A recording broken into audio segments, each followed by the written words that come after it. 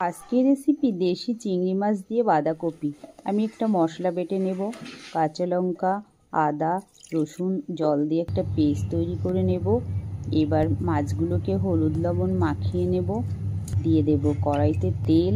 গরম হলে মাছগুলোকে ভেজে নেব। ভেজে নামিয়ে নেব।